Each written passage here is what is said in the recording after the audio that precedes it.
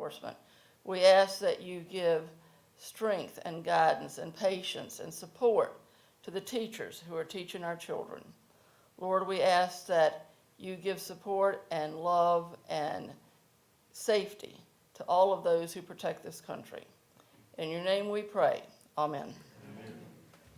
I pledge allegiance to the flag of the United States of America and to the republic for which it stands, one nation, under God, indivisible, with liberty and justice for all. Thank you. Okay, moving on. Next item on our agenda is the first citizen comment period. First person that has signed up is Brooke Vandervelde. Hello, would you state your name and district of residence, please? My name is Brooke Vandervelde, and I live in District 2. Okay, thank you. 3 minutes, please. Thank you.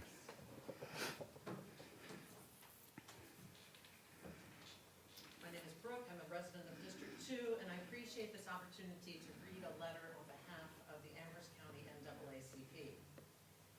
Dear Board of Supervisors, the Amherst County chapter of the NAACP writes to call your attention to an anomaly that exists in our county that we ask you to address.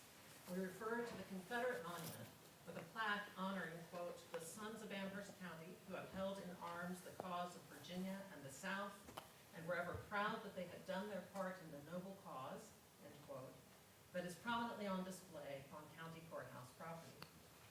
We view this as an anomaly in many levels. This monument is a throwback to an era when institutionalized racism was a painful and tragically lived reality of our population. This county must not even seem to be contributing to its survival in our time.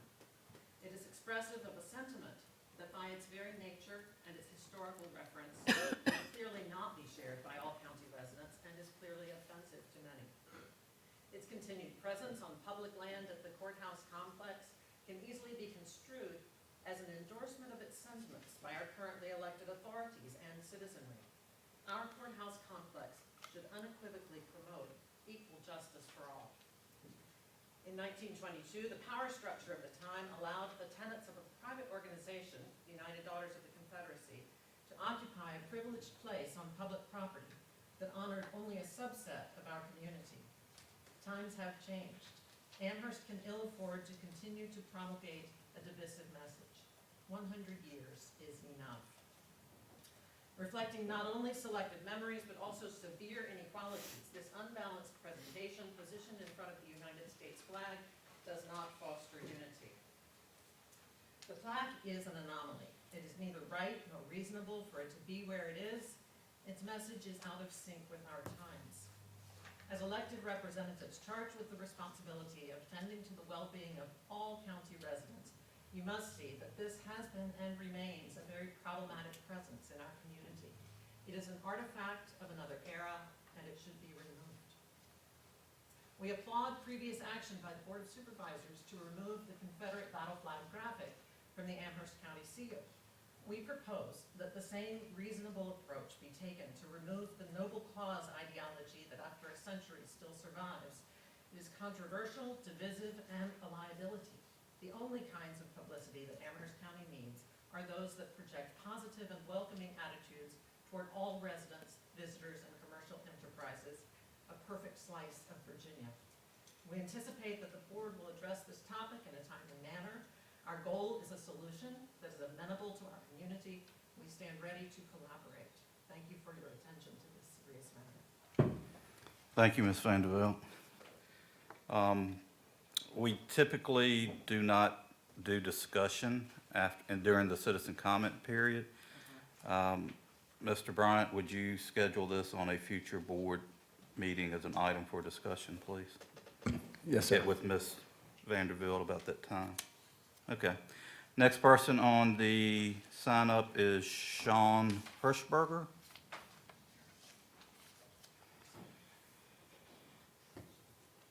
Good evening, Mr. Chairman, members of the board.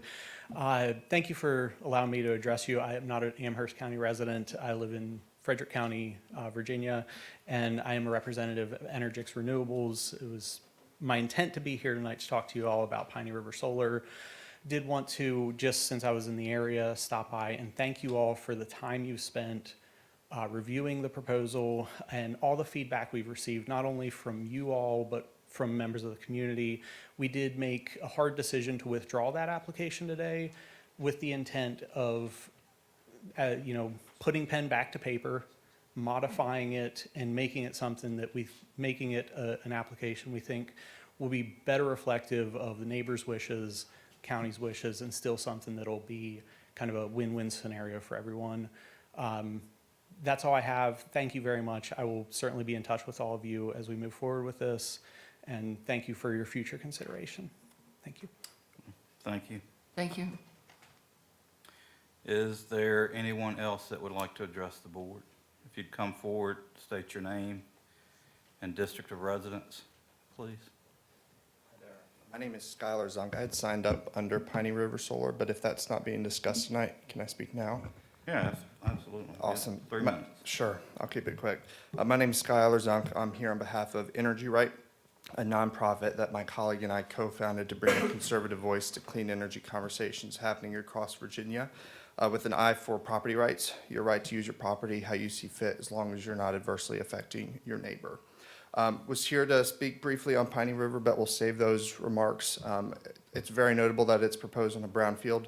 That is what counties will go after all the time when looking for projects to site. If it's not taking up forest land or if it's not taking up farmland, brownfields are what everybody almost unanimously agrees are good spots for solar, because there usually isn't a higher and better use.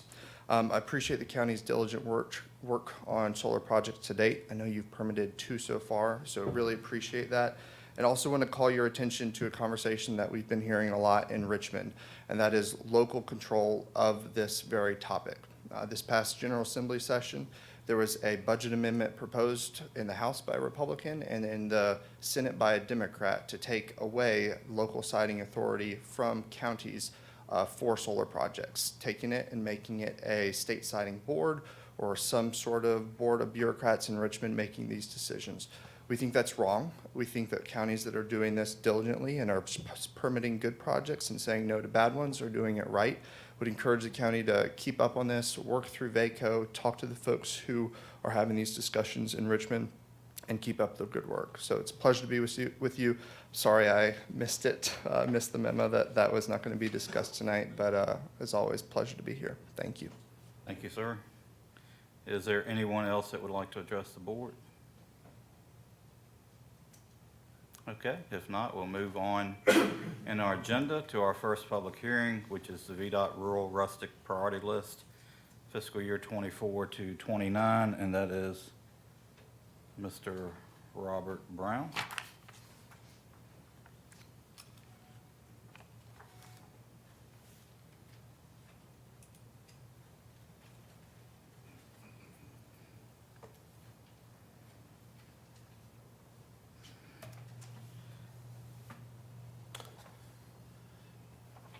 Thank you, Chairman Moore. After our work session, we went back and we completed our budget. Does everyone have, Jeremy, does everyone have copies of what we're going to be looking at? Okay. The first item I will review is the 6-year plan itself. And the first page of the plan tells us what our allocations are over the next 6 years. And FY24, Amherst County VDOT funds for unpaved roads is $463,278. And that is money designated solely for unpaved roads. We have another pot of secondary road money that we get every year, which is telefees. That is monies that are dedicated to the secondary road system to each county from fees received from telecommunication companies that operate on VDOT right-of-way. And together, those put together, we have $549,216 in FY24. Our funding holds pretty steady with some drop in FY25, but if in the third year of the plan, FY26 through FY29, our funding drops about $130,000-$140,000. And that is simply because we have been very successful in reducing the mileage of unpaved roads in Amherst County. And when they recalculate the allocations by formula, we get less money. So we've been great at doing it, but at the same time, you're kind of penalized as you have fewer and fewer roads. And just for the board's information, currently there are 73.66 miles of unpaved roads left in Amherst County. But looking at the plan itself, on the first page, you'll see priorities 1, 2, and 3. These are projects that were completed last year. They're awaiting financial closure, so we still put them in the plan. And that was East Perch, Foxhall, Shady Mountain. On the second page, or page 3 of 5, you'll see Chestnut Lane. That project was also completed last year. And if you look at, when you get to priority 5, which is designated 2.05, that is the first road that's actually in the plan for that hasn't been built, and that is Beverlytown Road, and that road is currently under construction. Then the next road, priority 6, is Windy Ridge. We are anticipating reconstructing and hard surfacing that road this year, as well as the remainder of Weir's Gap. That will pretty much take care of our construction funds for FY24. Looking into FY25, we should be able to construct Kenmore, Walnut Springs, and perhaps a portion, perhaps even get West Monitor in FY25, maybe not fully. Looking into FY26, we should have Getty's Mountain ready to go. That road is 1.8 miles, and the estimated cost of that is $450,000, which will be more than what we will get in allocation, but maybe 26. And then the last road that's in the plan is Indian Creek. That should fall in line in FY27 and FY28. Of course, when we complete a project, I will say this, inflation, the cost of materials has gone up considerably, and we're just not getting as much mileage as we used to because of the increased cost in asphalt and our materials. The last item you'll see in here, this stated priority 6.01 is a countywide item of transportation services, and that is where we put these telefees at. If you see the allocation for telefees, we put those in this account, and this is I won't say it's a slush fund, but this is a fund that we do a lot of the little secondary road improvements throughout the county, special needs that come up, and we have some funding to do that. This pays for our new signs on our secondary routes. This fund right here is also what is funding the little short section of Lynchburg Road that is currently being constructed for little projects like that that come up. So that is the plan. It's not as much in it as it used to be, but we're still spending every dollar we can as quick as we can, because I know a lot of folks are really anxious to get their road paved. The second document that we had, this is the rural rustic priority list. We prioritized these roads. I don't know if we did. We revised this to take off the projects that moved into the plan. So this is the latest list, and it is based on your priority. And we've got 13 roads on here, and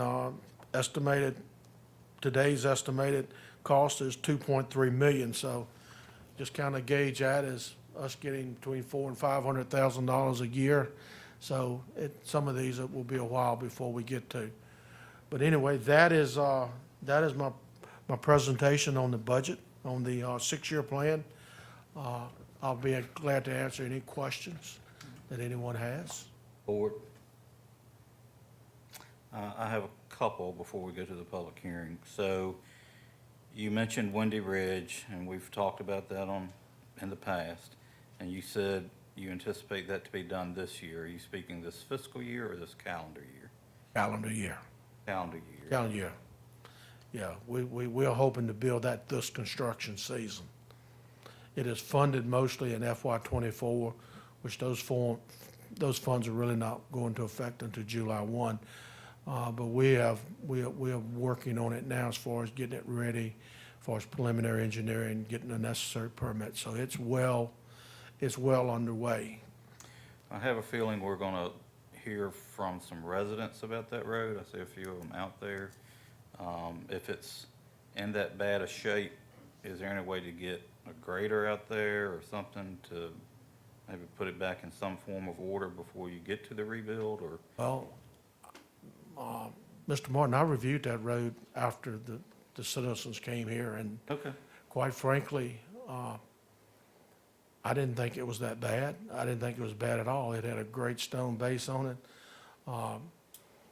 Maybe there might be a spot or two that holds water, but it was not potholed.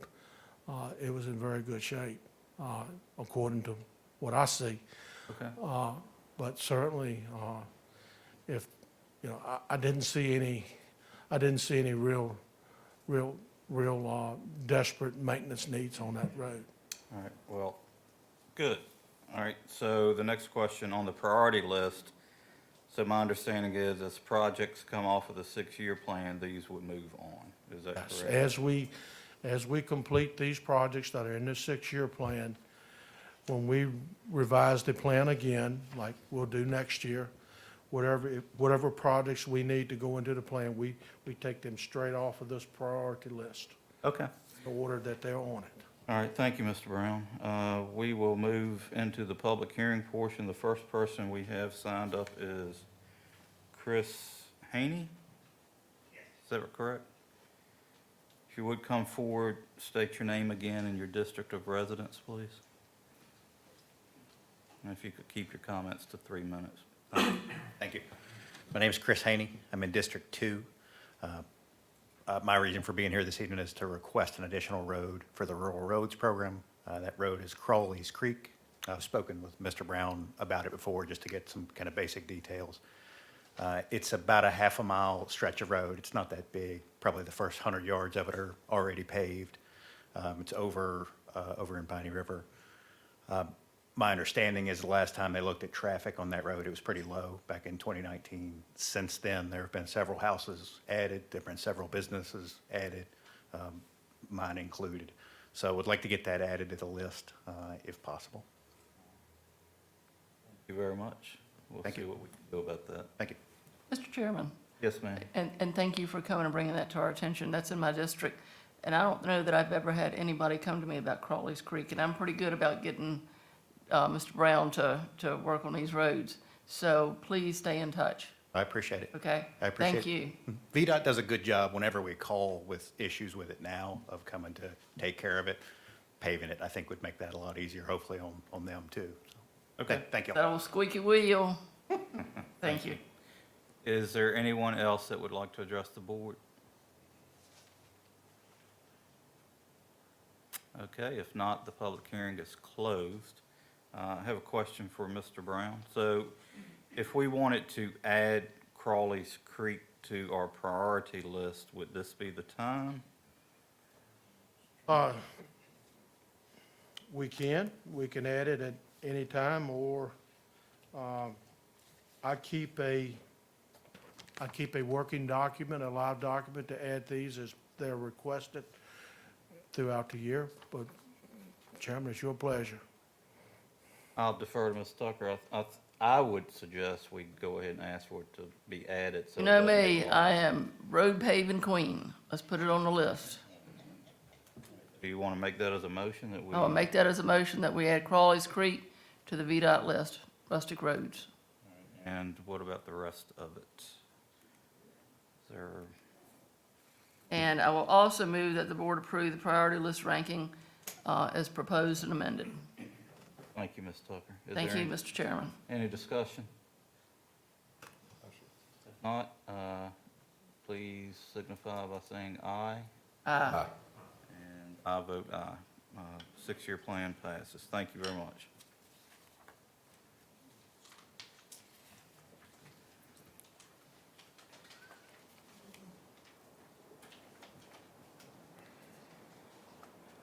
Next item on the agenda is a special exception request by Mary Catherine and Stephen Crowder. Mr. Creasy.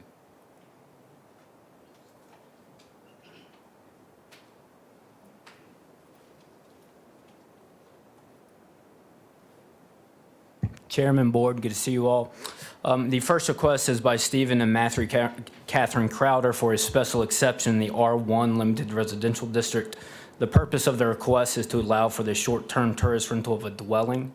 The property, which is above you, is located at 230 Brightwells Mill Road and is further identified as tax map 149-A-50. There's currently a single-family dwelling located on the property. The surrounding area in general has the same characteristics as the requested parcel. It's surrounded by residentially zoned property with single-family dwellings surrounding the reference parcel to the east and vacant farmland to the north, south, and west. And as you can see, Brightwells Mill Road is to the east as well. Within the staff report, there are the requirements for a short-term tourist rental of a dwelling, also the requirements for a special exception. Located in the item summary are the proposed conditions by staff for the special exception. I'm not going to go over those if you have seen them before, and there is nothing new with this special exception for the Airbnb. At this time, are there any questions for staff? Board? All right, thank you. If it is, we'll ask you back. Okay, is the actual petitioner here Stephen Crowder? Am I saying that correctly? Yes, sir. All right. You come state your name and district and give us an overview of your project. Stephen Crowder, District 1. My wife and I just had our first kid in December, so we are moving out of the home into a larger home, and we want to keep it to ourselves and you know, short-term rental it, and we'll be living just in front, as you can see on the tax map, the property to the east, that is ours as well. So we're in the process of building there. We're very beginning stages of building. We have a well and septic permit for that. So we'll be building a larger home there, living there, and then we have the home that's directly behind us that we want to short-term rental. So that's the gist of it. Thank you very much. Board, do you have any questions for Mr. Crowder? All right, thank you. If we Yes, do, sir. we'll call you back. Thanks. Is there anyone who would like to speak in favor of the petition? Is there anyone that would like to speak in opposition to the petition? If not, the public hearing is closed. Board, what's your pleasure? Mr. Chairman, I move that the Board of Supervisors approve special exception 2023-128 with Planning Commission's recommended conditions. Motion on the floor by Mr. Ayers. Any discussion? If not, all those in favor signify by saying aye. Aye. I vote aye. Motion passes. Good luck with your project. Next item on the agenda is a rezoning request by Adam Huffines at 4446 South Amherst Highway, and this is Mr. Creasy. Chairman, Board. This first request by Adam Huffines for a conditional zoning of 2.57 acres from the R2 General Residential District to the B2 General Commercial District. The purpose of the conditional zoning is to allow for a transport truck maintenance shop and an automotive center. The property is identified as tax map numbers 155-A-106 portion of and 155-A 103 portion of. This request also includes an amendment to the future land use map of the Amherst County Comprehensive Plan from medium density residential to commercial in the area identified on the proposed rezoning map, which is included in your packet. To go over the existing conditions, currently Adam Huffines owns the property to the south.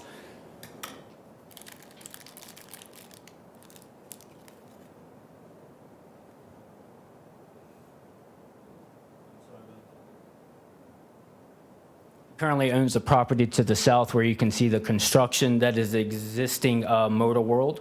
And he is under contract to purchase the portions of the lots that I mentioned previously. The size of the rezoning is 2.57 acres and is currently R2 general residential. The existing land use indicates as single-family dwellings, and the future land use plan designation is commercial along South Amherst Highway and medium-density residential in the back. There's currently public water and public sewer associated with this property and is also in the designated growth boundary for public water and sewer. This next map that I'll show to you is this is the current zoning of the property. As you can see, in the front section is zoned commercial, and then towards the back of the property, which they're requesting the rezoning for, it's zoned R2 general residential.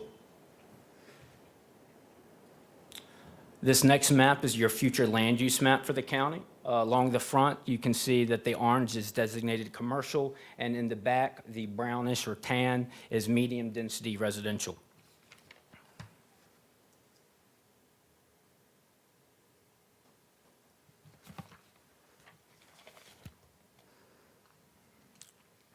The property owner with the request desires to build a 10,000 square foot transport and truck maintenance shop, as shown on the conceptual layout there, and also a 30,000 square foot automotive center, which will hold office space and an automotive body shop.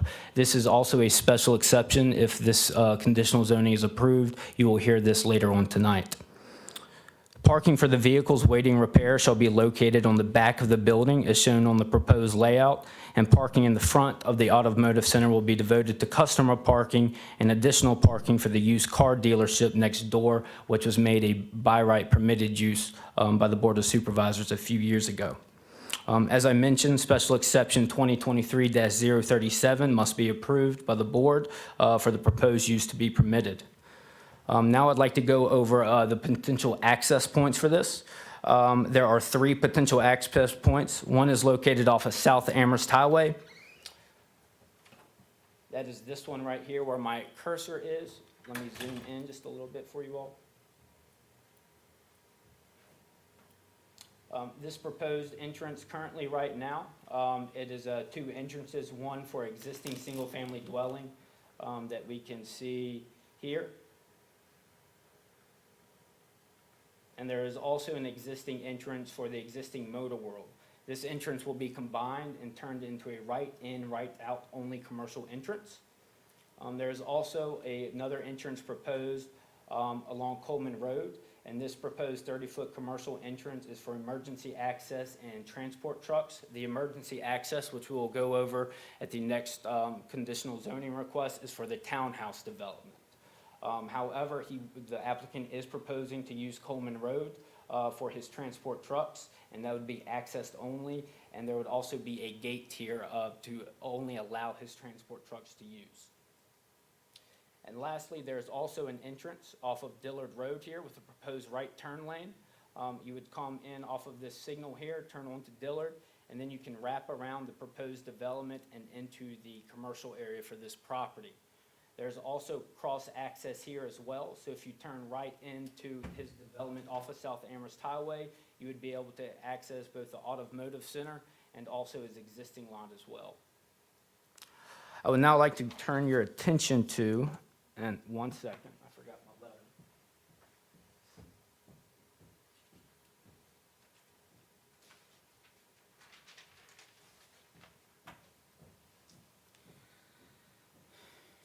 The applicant went through a TIA with VDOT, and there's a letter in your packet, and I would like to go over this letter now with you all.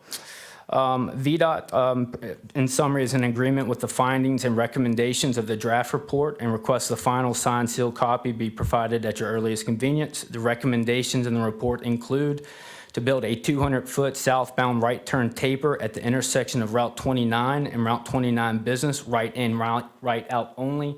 That is that entrance here that I indicated will be combined. The 2 entrances will be combined. VDOT is in agreement. This entrance will replace the existing full access entrance currently serving the Motor World site as presented in the most recent concept plan signed and dated April 3rd. The next one is to build a 100-foot westbound right turn taper at the intersection of Dillard Road and Dillard Road access. This is down here to the south, as I mentioned. This is that taper right here. And will include a right turn lane as a proffer as proposed in the most recent concept plan.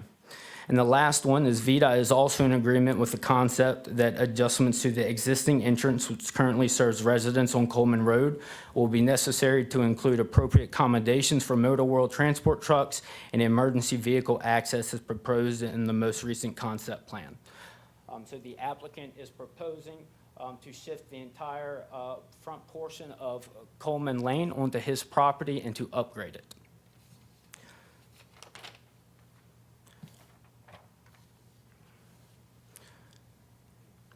In addition to this, I would like to go over the summary of the comprehensive plan items.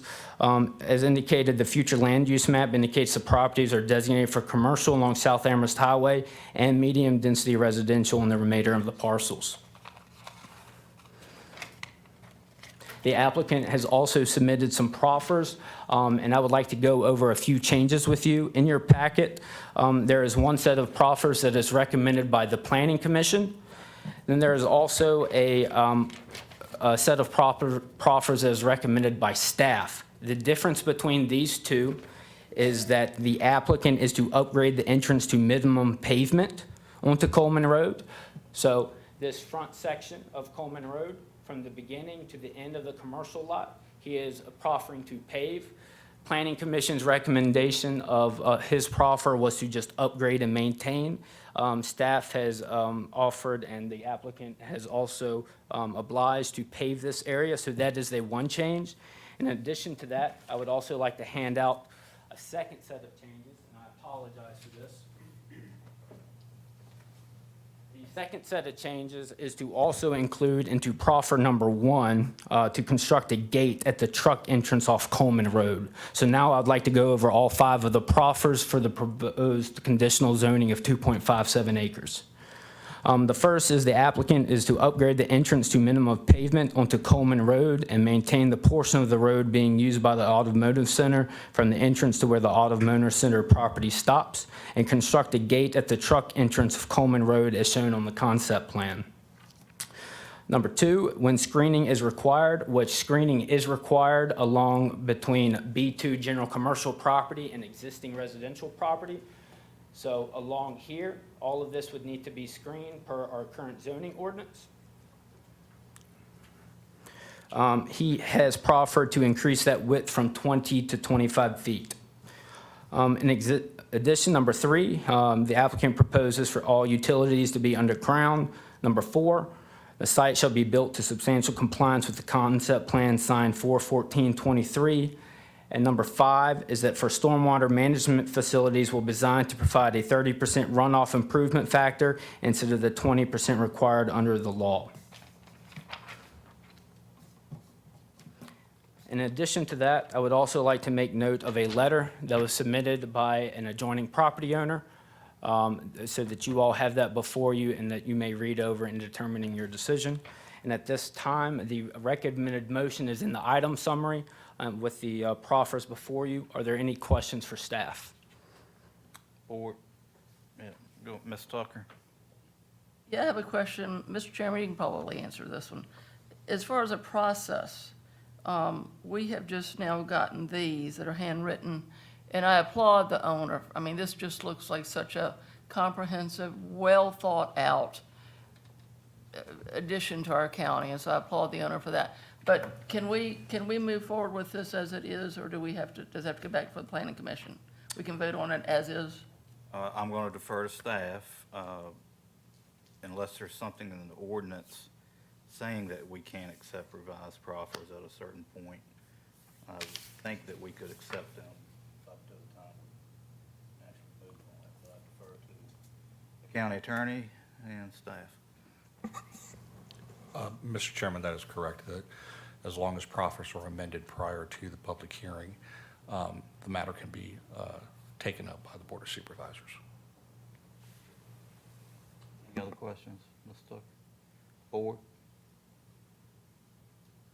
I have a few. So the truck transport entrance, Holman Road. You said that's going to be gated? Yes, sir.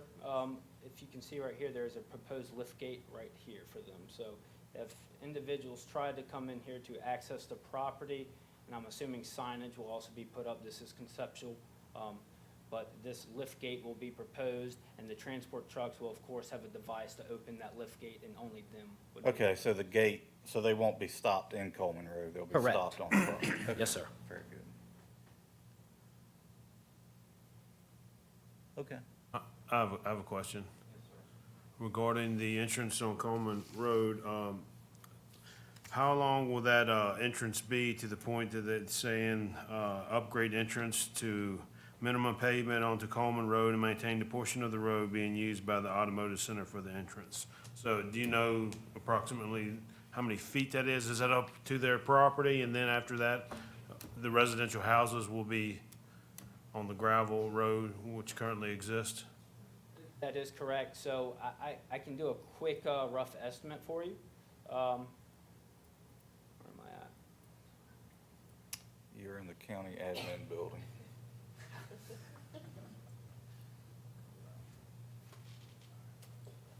So it would be That's- roughly around here, so a quick line tool.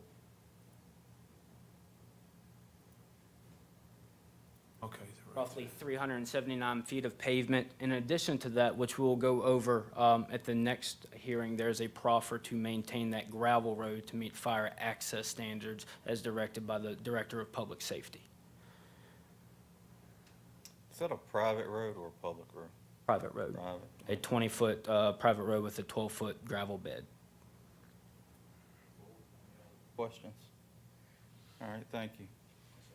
Is the petition, One question, I know this is just the rezoning, but regarding, I mean, essentially, we're rezoning the property to become a garage and a trucking garage or what have you, I don't know the proper names, but, what would the hour of operations be? Because we do have citizens of the county that live in close proximity in single-family dwellings to this garage.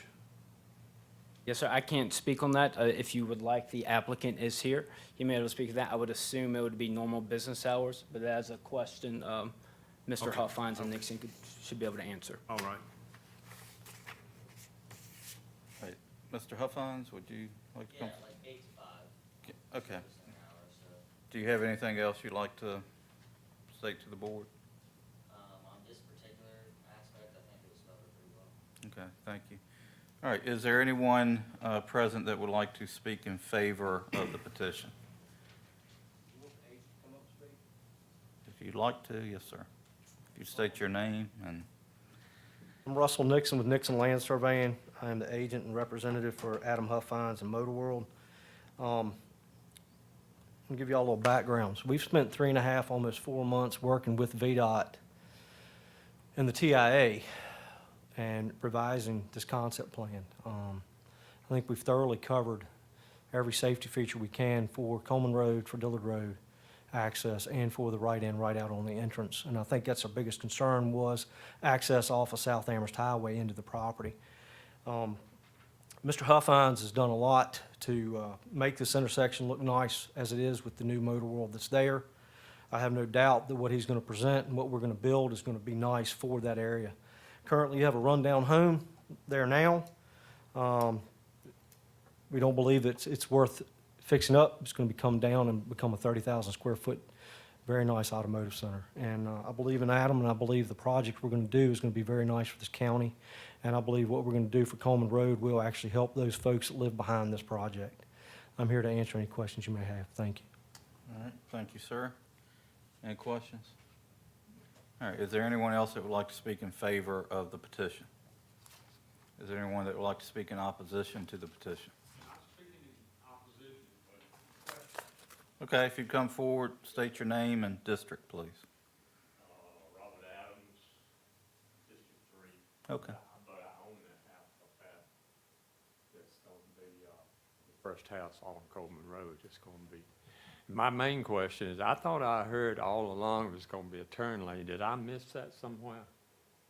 right, we'll get that addressed for you. Turn lane onto Coleman Road? From 29 to get the trucks in, it can be a turn lane there. All right, we'll see if we can get that addressed for you. Okay, Thank you. because I thought that was in it. Mr. Nixon? We initially started this project, we were looking at putting in a turn lane into Coleman Road. We contacted the neighbor to our north. They were unwilling to sell us any right-of-way to do the turn lane. If we were to put in the turn lane, initially, full access into the property would have been done. It would not have been just his truck access.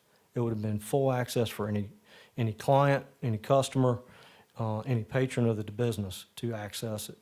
Based on the TIA and based on the work we did with VDOT and EPR out of Charlottesville, it was determined that we could put in a standard WB 67 entrance, 30-foot commercial entrance into Coleman Road, as long as it was only being used for those truck access. And that's the intent of this project. Thank you.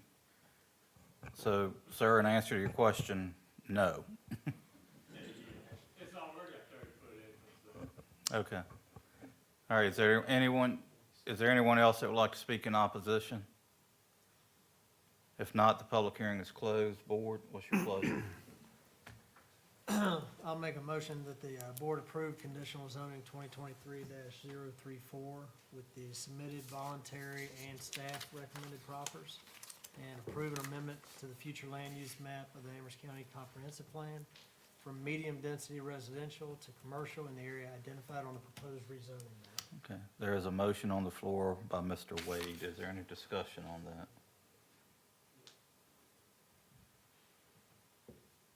Okay, all those in favor signify by saying aye. Aye. I vote aye. Motion passes.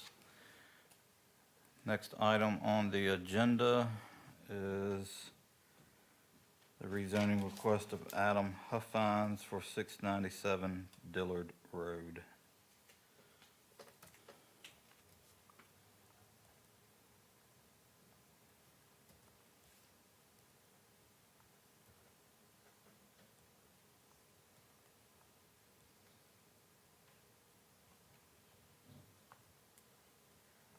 Chairman, Board, this request is also by Adam Huffines for a conditional zoning request of 13.86 acres from the B2 General Commercial District and R2 General Residential District to the R3 Multifamily Residential District.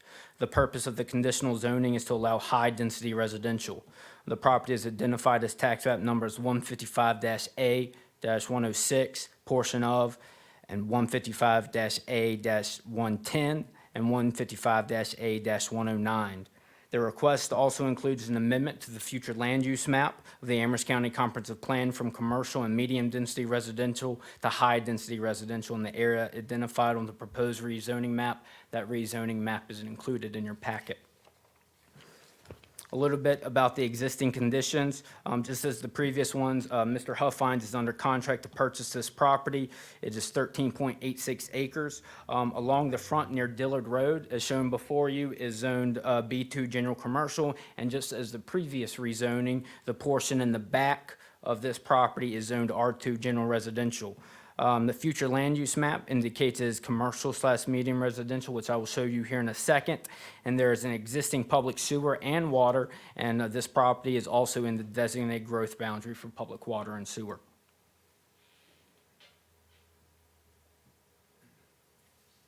Before you, as you can see, the top map, the red is zoned commercial, and the back portion of the proposed rezoning is currently zoned R2 General Residential. And below is the future land use map of the comprehensive plan. The orange is indicated by commercial, and the brown/tan is your medium density residential.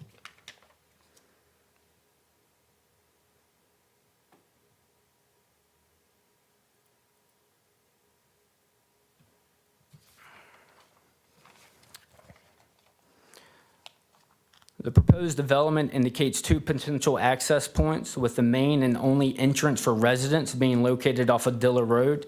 If you remember from our previous last rezoning, this entrance will have a right turn lane off of Dillard Road, and I'm not planning to go over VDOT's letter unless you request me to. Another one off of Coleman Road, an entrance will be strictly dedicated for emergency personnel. So therefore, there will also be a gate back here, up here at the top. So residents here are not allowed to use this access point to come down Coleman Road. All residents within this development will have to funnel out here at the proposed entrance off of Dillard. The development would feature approximately 136 units on individual lots. That is max build-out per the density requirements of Amherst County. All of the townhouses shall meet the 2018 Virginia Construction Code. In addition, there's an existing pond located in the middle of the property, which the developer plans to use as a stormwater feature. In general, the property slopes toward the center of the property, which is this existing pond. This is the pond in question that will be used for a stormwater facility. And in general, that's about the general characteristics of the existing conditions. Staff is concerned about the change in density and the possibility of this request being a spot zoning. Information regarding that is located within the staff report, and that is due to the future land use map not supporting high-density residential here. In addition to that, there are also a summary of comprehensive plan items within the staff report, talking about the future land use map, indicating higher density should be allowed within our designated growth boundary. In addition to that, land use goals and objectives and housing goals and objectives.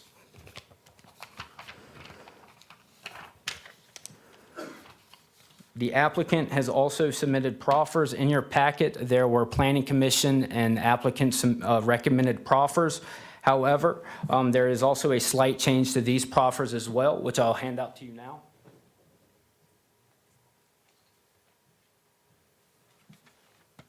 The change in question deals with proffer number 3. It originally indicated that the applicant will construct a gate for the transport truck area that we just spoke about. However, since that conditional zoning is for a different portion, we needed to take that off of this proffer sheet and of course move forward with just the gate in the back. So now I'd like to go over the listed 8 proffers the applicant has submitted. The applicant will take full responsibility to upgrade from the end of the proposed paved entrance of the commercial property to meet the Amherst County fire access requirements as provided by the Director of Public Safety as shown on the conceptual plan cited 4/14/2023.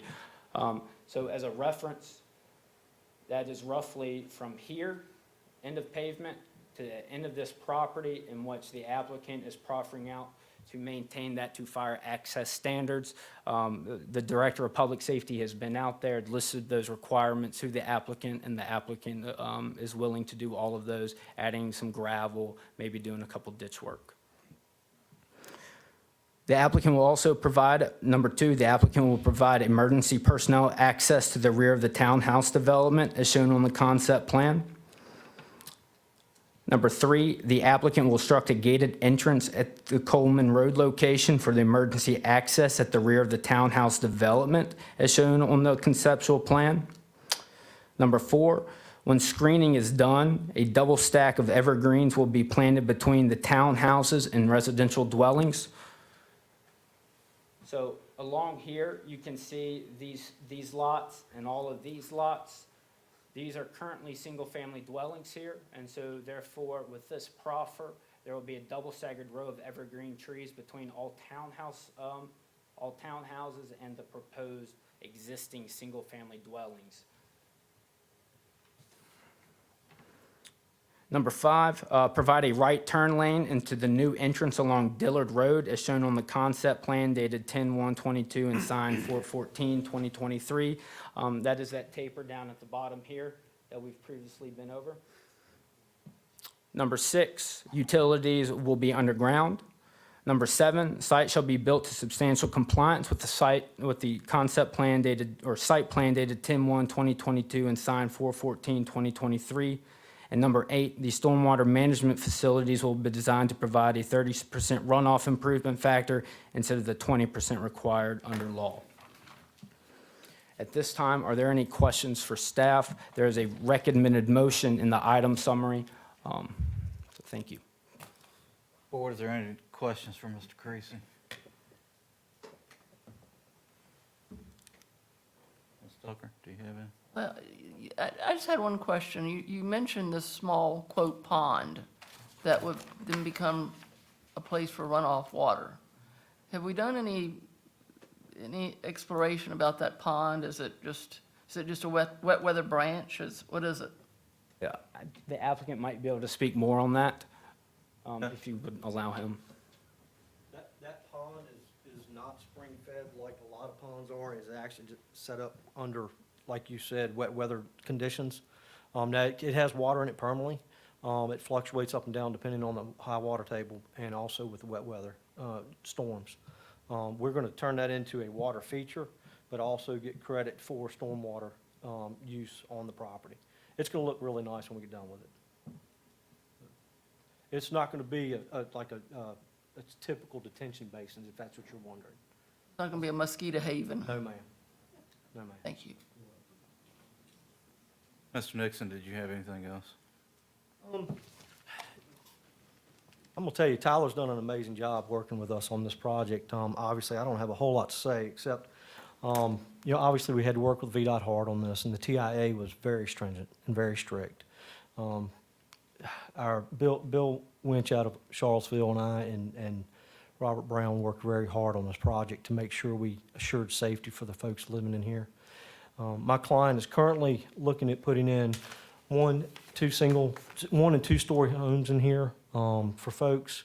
Maybe some basement elevation drive-in driveways for some of these, houses based on the grades and how the topo works out. We're looking at a cost, for sale cost between $260,000 and $300,000 for the townhouses. These are gonna be a little bit upscale compared to some of those in Amherst County. I have Trevor Gillespie here today to speak about a few things related to the real estate options in Amherst right now, and he's going to shed some light on that. I think what we're doing for this area of Amherst County is pretty amazing, and I think it's going to be a really good asset for you. Thank you. All right, we might have some, well, I know I'm going to have some questions for you, but let's go ahead and open the public hearing. Is there anyone that would like to speak in favor of the petition? Is there anyone that would okay, come forward, sir. Yeah, my name's Adam Huffines. I'm the owner and developer. I just want to say that, my desire and intentions with this is to, build the county. I could go somewhere else and build this cheaper, have better land to work with. I want to do it in Amherst County. I want to build this county. This is where I've been born and raised, and, everything I want to do, I want to give back. Even if it costs me a little bit more, I want to do it in the county and give back. Thank you. All right, is there anyone? Yes, sir. State your name and your district, please. My name is Trevor Gillespie, and I am in District 4. I just figured I'd bring just some stats to the board, just, and relate it to real estate with the townhouse development. I own the building across the street too, and then of course I work with Adam as well on the real estate side. But just to shed a little light, we're at an all-time inventory low when it comes to houses in general, if you look across the country. But just Amherst County, itself, if you look at that, everybody talks about it, but looking at it, just breaking down in Amherst County right now, we only have 27 homes that are active on market through our county as a whole. Out of that, the median price range for that, if you take everything, the lowest house listed at 80,000 and the highest at 1.5, our median price range is $398,600 of what's on market right now. And then if you look at Madison Heights, just in itself, there's only 9 properties on market. And the median price range of that is $267,311. But if you look at townhomes in Amherst County, there are none available right now in Amherst County as a whole, and of course not in Madison Heights. If you look at it just on a broader scale, just to give you guys a brief of the market, if you look at Amherst County as a whole, 128 homes have closed in the last 6 months, meaning that we have a monthly inventory of about 1.2. So if no other homes come to market, we wouldn't have another house that would be available for anybody to purchase here in Amherst County within a month's time. If you look at Madison Heights, we're down, it was 62 closed in the last 6 months. So if you look at that, it's 1.1 month inventory. So essentially just to show that, there's not enough homes in our area to support the buyers that we have. And there, sure enough, is definitely not enough townhouses to support people that are looking. Thank you, sir. Thank you all. Thanks, Trevor.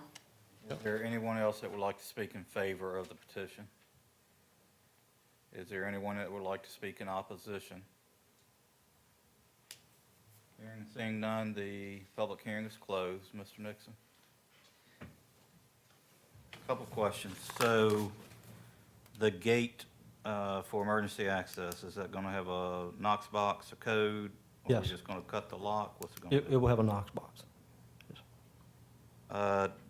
In your TIA, did you look at the signal timing at Dillard Road? Absolutely. So that was one of the biggest things we discussed. One of the concerns VDOT had was the actual left turn lane into Dillard Road in front of the school. That was one of the hardest impact areas we were looking at because they were concerned that we did not have enough length or throat for that left turn lane. And it was determined based on the study by Bill Winch and with VDOT that we were going to be fine. Yes, sir. The buffer between the residential properties, I think did you proffer 25 feet? We have a 25-foot width, yes, sir. Just looking at your plan, it looks like those buffers would be on private property if these are sold.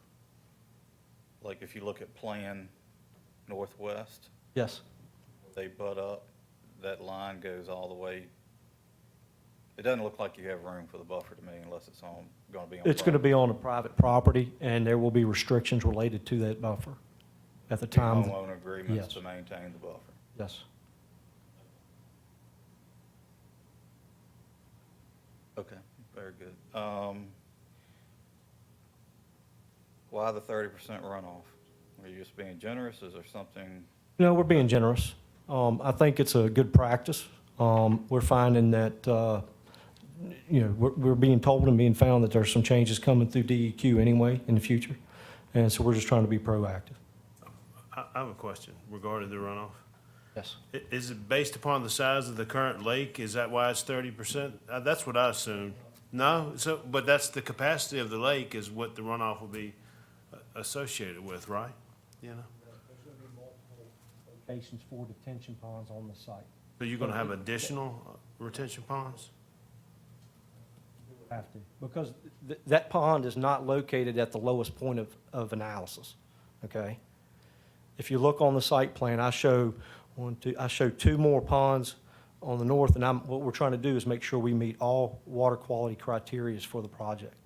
Now, our ponds are not gonna be your standard detention ponds. These are gonna be water features that can be used that look nice in nature. These are not gonna be your typical nasty looking behind the fence, weed-bearing ponds. These are going to be kept really nice.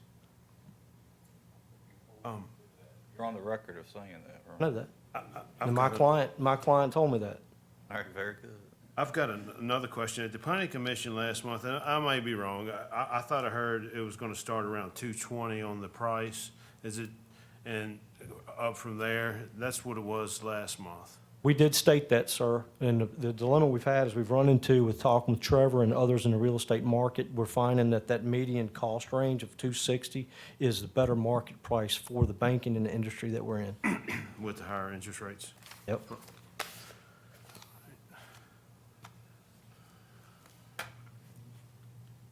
I'm glad to see, I will make this statement. There was a lot of, at the planning commission meeting, there was some discussion regarding Coleman Road, potentially using that as an outlet.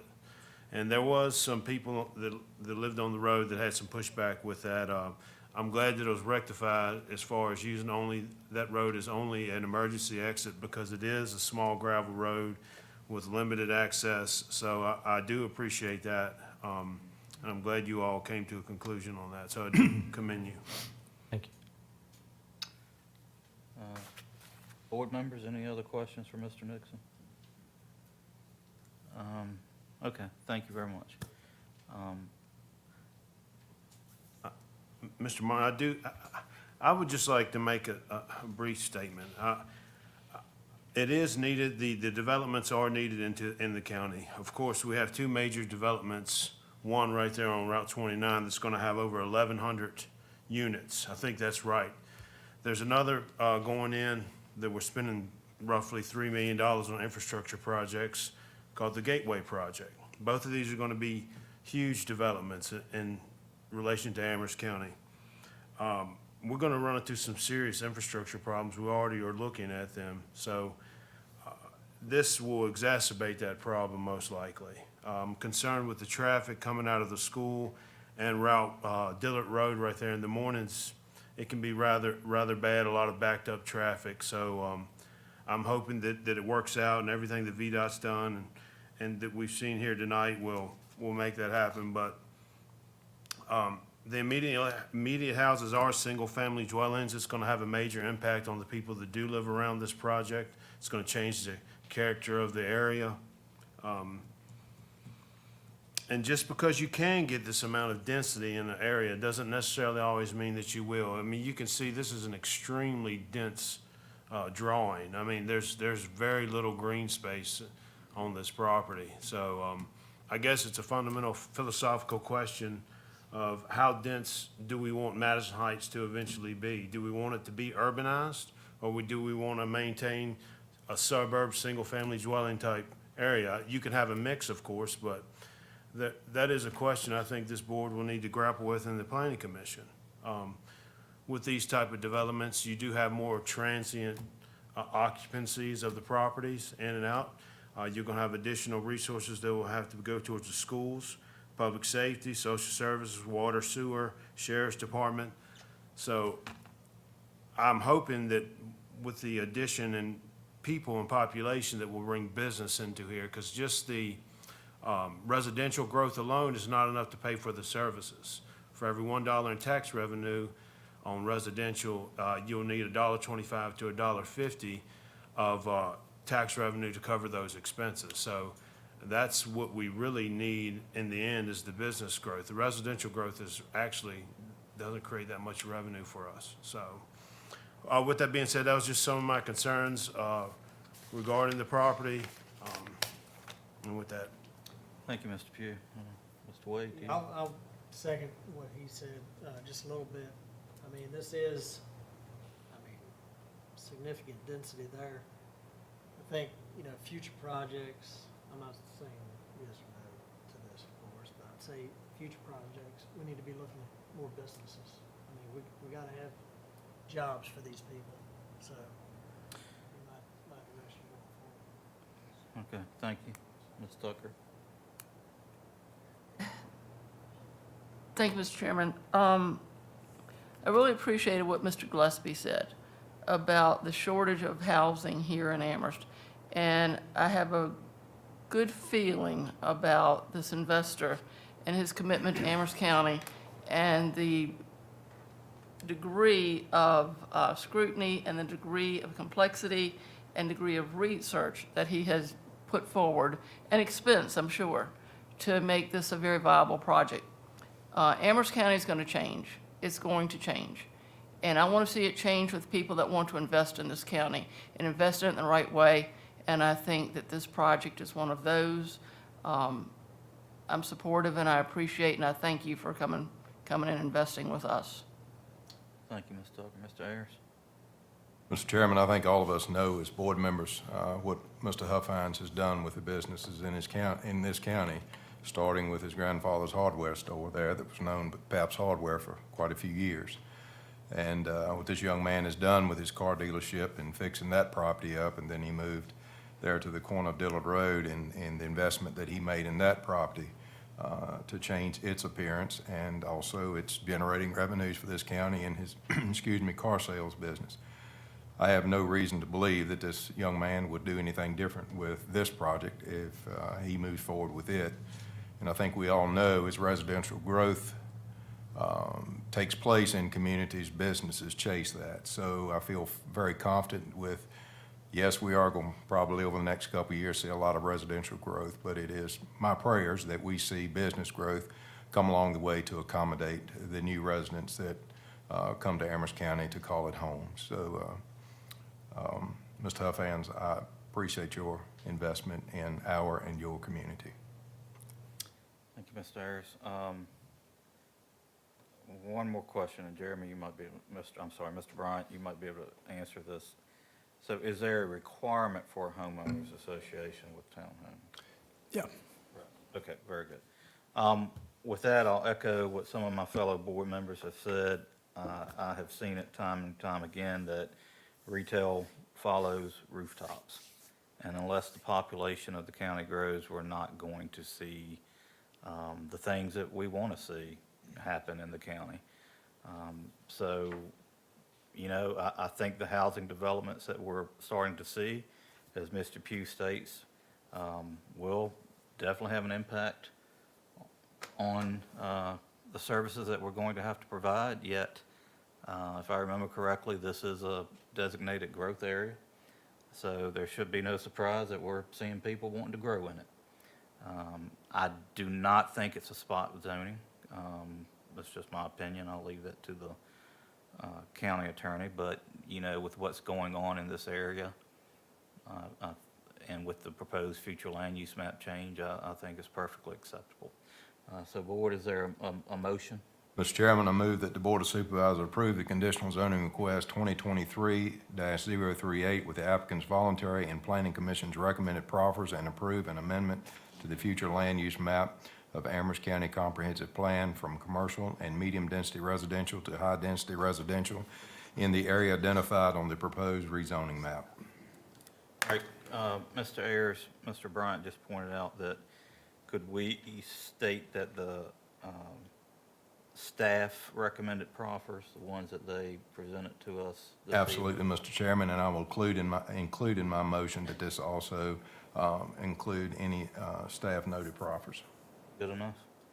All right, any discussion? All those in favor signify by saying aye. Aye. And I vote aye. Motion carries. Congratulations. Good luck with your project. Next item on the agenda, for a popular gentleman tonight, Mr. Huffines. Special exception, 4446 South Amherst Highway. Mr. Creasy.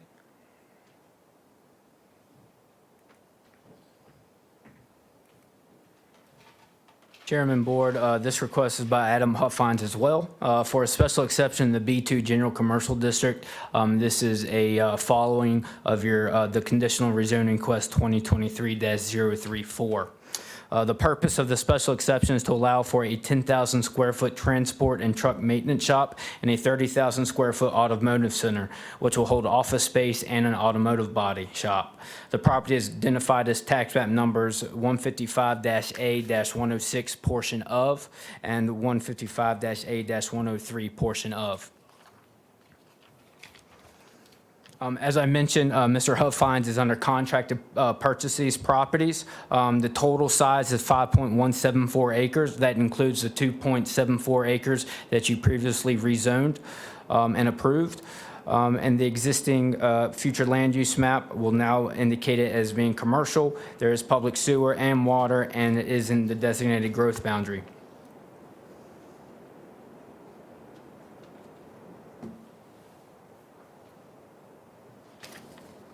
The proposed automotive center, as I mentioned, will be 30,000 square feet and hold office space and an automotive body shop that will be open to the public. The transport truck maintenance shop, which is located in the back, as seen here. So you have South Amherst Highway around here, and here's the automotive center, and here's the transport truck stop. That will not be open to the public and will only serve Motor World work and company vehicles. Parking for vehicles awaiting repair shall be located on the back of the building as shown on the proposed layout. Parking in front of the automotive center will be devoted to customer parking and additional parking for the used car dealership next door. As I mentioned in the conditional zonings, the proposed development indicates 3 potential access points, one off South Amherst Highway that is a right in, right out, another one off of Dillard Road, which is that townhouse entrance, which they are able to get around to, and one off of Coleman Road, which is strictly dedicated to the company's transport trucks.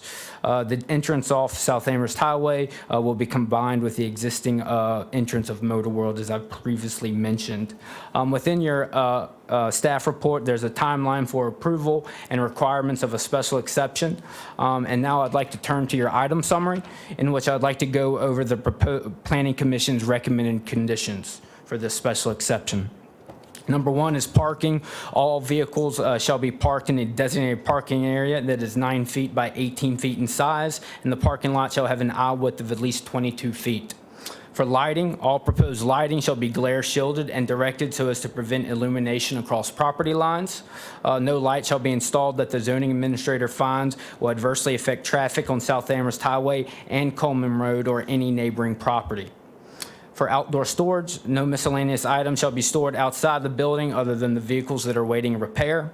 For the entrances, prior to issuance of the zoning permit, the applicant will be responsible to ensure that the Virginia Department of Transportation minimum standards are met. For trash disposal, if an outdoor trash disposal facility is used, it shall be fully screened from view. Number 6, all equipment shall be associated with the proposed use shall be installed and used inside the building. So that means you can't be working on cars outside of the proposed shops. Number 7, a landscaping plan shall be submitted as part of the site plan and shall meet all requirements of Article 16 landscaping ordinance. And just for reference, that street landscaping is 1 tree every 50 feet and 1 shrub every 10. In addition to that, since this is commercial and butting up against residential properties, they'll also have to screen that commercial property from all existing residential property. And so that leads into condition number 8, in which screening shall consist of 3 rows of staggered trees in which all plantings must be at least 6 to 8 feet tall when planted. And number 9, the last condition proposed by Planning Commission is repair vehicle parking. All vehicles awaiting repair shall be placed in a designated parking area behind the proposed automotive center that is in general conformance with the submitted site sketch as determined by the zoning administrator, and the maximum time any vehicle may be on the parcel is 10 days. There's a recommended motion in the item summary, and at this time, are there any questions for staff? Board? No, sir. Mr. Nixon, would you like to address the board? Well, I think I'm gonna trust y'all up. Again, I can't say enough what a great team y'all have got here in Amherst County, and the work Tyler's put together. Obviously, what he's telling y'all tonight shows the amount of work he's put into it, and I think y'all are gonna have a great project in this area of Amherst, and I thank y'all for the opportunity. Thank you, Mr. Nixon. Mr. Huffines, do you like to say anything? So the plan is for this to be the automotive hub, not only for Amherst County, Madison Heights, but Central Virginia. We already serve about a 60-mile radius, reaching through Nelson County to Bedford, and people need a place, somewhere that they can trust to get their car fixed. If they get in an accident, I don't know if anybody's gotten an accident recently, try to get that car back in 6 to 8 months or something. They need somebody that they can trust, work on the car. And speaking to the businesses, the plan for this is to be the #1 fleet provider in the area. So people that need work trucks, vans, and fleet maintenance, that's a big plan for this project as well. So thank you all for the opportunity. Thank you. Is there anyone present that would like to speak in favor of this petition? Is there anyone that would like to speak in opposition? Seeing none, the public hearing is closed. Board? Make a motion that the board approve special exception case 2023-037 with Planning Commission's recommended conditions. Motion on the floor by Mr. Wade. Any discussion, board? All those in favor signify by saying aye. Aye. I vote aye. Good luck with your project. All right, board, the next thing on our agenda. Thank y'all. Thank you very much, is the consent agenda. Board, is there any discussion on the consent? Mr. Chairman, I make a motion that we approve the consent agenda. A motion on the floor by Ms. Tucker. Any discussion?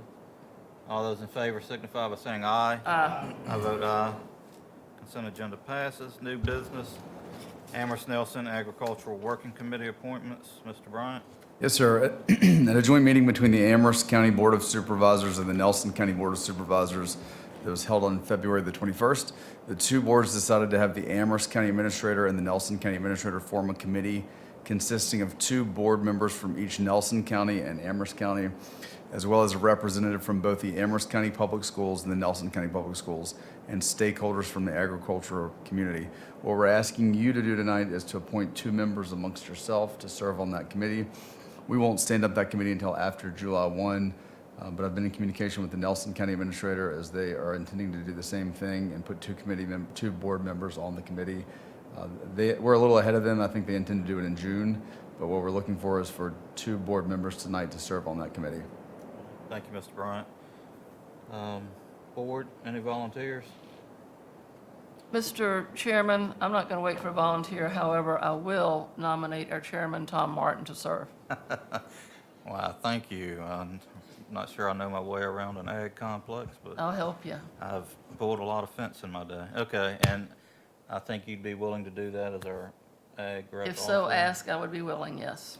All right, so is that your motion? It is, thank you. All right, any discussion, board? Sir. Sir, So can I clarify? Tonight, we're looking for 2 board members that's what you're getting. and an ag representative. So it'll be a separate, we'll get a Oh. third, just to clarify. So we'll have 2 board members now, and then we've also asked the ag committee to appoint someone as But well as. we don't have to do that. Correct. Yeah. Correct. So we're giving you the board members. So, Ms. Tucker, if I understand your motion is to appoint myself and you to this working committee. Correct, Mr. Chairman. Any discussion? All those in favor signify by saying aye. Aye. I vote aye. All right, moving on. Next thing on the agenda is the county attorney's report. Mr. Popovich. I have nothing at this time. Thank you, sir. Liaison and committee reports. Parks and Recreation would be me. Parks and Recreation Board continues to meet on a monthly basis, very active group. They did meet, I think it was last Monday, they met and discussed the potential for partnering with Winton Farms on the Independence Day event, which we just approved on the consent agenda, but that was discussed and recommended for approval by the Parks and Rec. This group is doing numerous day camps, sports clinics, tours to the D-Day Memorial. This is an active group. We have a great staff that's working to bring recreation opportunities to the county. I encourage you to go out to their Facebook page, website, call the office, and get involved in those things. On a less happier note, they were notified that the Land and Water Conservation Fund grants for both Seminole Park and Mill Creek Lake were not approved this round. But our Parks and Rec staff is going to continue to seek those grants and other opportunities to complete those projects moving forward. So that's what I have for you on that. The next committee report would be Ms. Tucker, the Agricultural Committee. Yeah, thank you. And the Ag Committee, as always, is very, very active, and they're very innovative and thinking about new ways to get the message out to the community. They're talking about doing a newsletter, a quarterly newsletter, that not only would it go out through the mail, but also would hopefully be able to go out through the Amherst County Facebook and their website there. They're looking at everything from horticulture to Q&A on lawn and garden, doing workshops on ag-related things. I'm just amazed at the commitment these folks have got. As always, the fairs is front and center. The fair this year is going to be, I truly believe, is going to top anything we've seen yet. They've got a remarkable key liner or headliner, whatever you call the music person, that it will just knock your socks off. So very excited about that. And thank you for county staff who's worked on that. And there will be a request to the county for a little bit of money, not a whole lot of money, but I'm very excited about what they're doing. Thank you. Thank you, Ms. Tucker. All right, we shall move on to departmental reports, the treasurer's report and quarter ending March 31st, 2023. Board, is there any questions on that? All right, moving on, we are back to citizen comment. Is there anyone that would like to address the board? Yes, ma'am. Ms. Pryor, if you'd come forward, state your name and your district of residence, please. Barbara, District 3. On the county fair, I know last year we had some incidents where there was inappropriate materials on the outside of the fair and also in the school building on the other thing. So I hope that's being dealt with. I think y'all all know what I'm talking about. Thank you. Thank you. Yes, I do recall that, and if I remember correctly, we asked staff and the board to work on that when they're accepting vendors, I believe. All right, are there any other citizen comments? All right, hearing and seeing none, citizen comment period is closed. Matters from member of the board. Mr. Pugh? Mr. Wade? Nothing, sir. Ms. Tucker? I don't have anything. Mr. Ayers? No, sir. I have a couple, I'm not sure a couple, but one. What happened tonight with the Interject Solar facility? You know, the contract for that property was signed in 2019. So 3 years and 2.5 hours before the public hearing, they withdrew it. And that's definitely their right, but you know, we had a lot of citizens that came out for that. So I would ask for our county staff and our county attorney to look at ordinances that set a time frame before the board meeting where petitioners can ask to either postpone or withdraw their petitions if possible. Just to go through all of that, have the citizens come out, and then they just pull it. It just kind of sets me a little wrong. So I'd appreciate it if you would look into that. Can't remember the other, but I'm sure I'll call you. So anything else? If not, is there a motion to adjourn? So moved. All right, motion on the floor to adjourn. All those in favor signify by saying aye. Aye. I vote aye. We stand adjourned. Thank you, everyone.